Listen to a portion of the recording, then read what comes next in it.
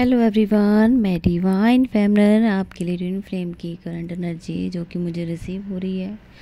तो इस टाइम तो अर्ली 6 o'clock के आसपास मुझे एक एनर्जी अपडेट मिली थी जो मैंने राइट नाउ डाल दी थी कि आपके पार्टनर डिवाइन को सरेंडर कर चुके हैं। सारी नाइट नहीं सोए हैं, ओवर थिंकिंग बहुत चली है क्योंकि उन्हें आपकी तरफ से एनर्जी ना मिलने की वजह से बहुत सी डीएफ हैं जो इस टाइम अपनी एनर्जी अपने डीएम से नहीं दे रही हैं, उनको नहीं मिल रही है आपकी एनर्जी।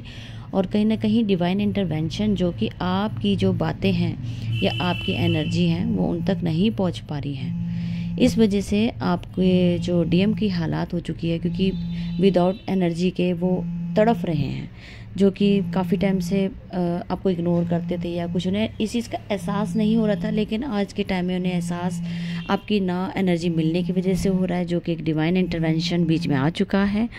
और आपके पार्टनर इस टाइम बहुत ही लोनलीनेस और इस तरीके से महसूस कर रहे हैं कि जैसे सब कुछ एंड हो गया है उनकी लाइफ से।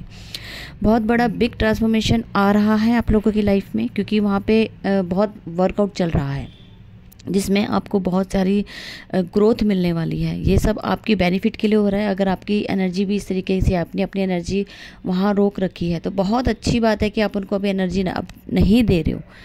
बहुत ही अच्छा काम चल रहा है। तो आजकल आपको बहुत सारा नींद बहुत आ रही है, इसी वजह से थॉट भी ब्लॉक है, जो कि वो बोलना बहुत कुछ चाह रहे लेकिन नहीं बोल पा रहे हैं।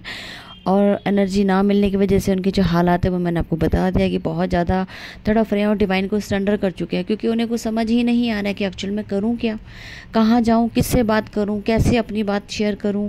क्योंकि उन्हीं का क्रिएट किया हुआ क्रिएशन था। वो जाते थे इग्नोर करके कि आपसे बात ही ना करो, आप इरिटेट करते हो, इग्नोर करते हो, मतलब कि आपसे दूर होना चाहते थे। अब उन्हीं का खेल उन्हीं पे तब लागू हो गया तो अब उन्हें वो तकलीफ़ हो रही है कि मैं अपने जाल में खुद फंस गया हूँ।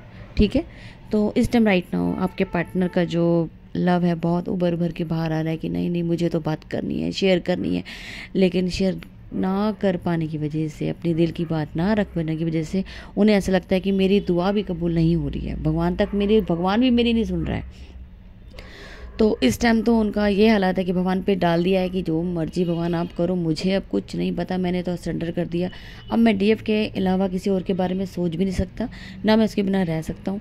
अब आप ही हो जो मुझे रास्ता दिखाओगे और मुझे उसी रास्ते पे चलना है, जैसे आप कहोगे मैं वही रास्ता फॉलो करूँगा।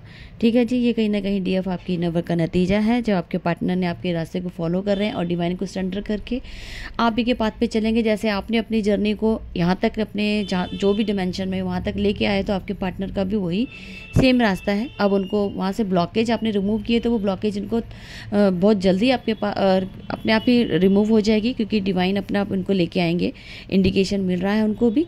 तो आपको बेफिक्र रहना, आपको जैसे हो वैसे ही रहना है।